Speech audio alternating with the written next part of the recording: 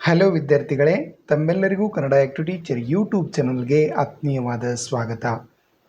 ಇವತ್ತಿನ ಈ ಒಂದು ವಿಡಿಯೋದಲ್ಲಿ ನಾವು ಓದು ಬರಹ ಕೌಶಲ್ಯಗಳ ವೃದ್ಧಿಸುವ ಪೂರಕವಾದ ಅಭ್ಯಾಸ ಪ ಪ ಅಕ್ಷರವನ್ನು ಹೇಗೆ ಬರೆಯಬೇಕು ಮತ್ತು ಪ ಅಕ್ಷರದಿಂದ ಪ್ರಾರಂಭವಾಗುವ ಸರಳ ಪದಗಳನ್ನು ಹೇಗೆ ಓದಬೇಕು ಅನ್ನೋದನ್ನು ತಿಳಿದುಕೊಳ್ಳೋಣ.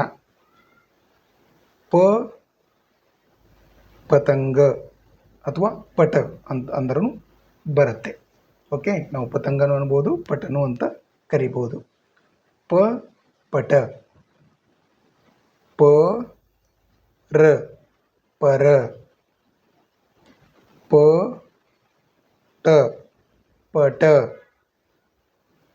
ಪ ತ ನ ಪತನ. ಪ ರ ರ ಪರರ. ಪ ನ ಪನ. ಪ ತ ಪತ. ಪ ಥ ಪಥ. ಪ ರ ಮ ಪರಮ. ಈ ಪದಗಳನ್ನು ಮತ್ತೊಮ್ಮೆ ಓದೋಣ. ಪ ಅನ್ನು ಯಾವ ರೀತಿಯಾಗಿ ಬರೆಯಲಾಗುತ್ತಿದೆ ನೋಡಿ.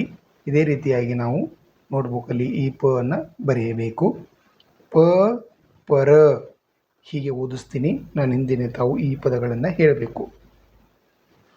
ಪ ಪರ. ಪ ಪಟ. ಪ ಪತನ. ಪ ಪರರ. ಪ ಪನ. ಪ ಪತ. ಪ ಪಥ. ಪ ಪರಮ.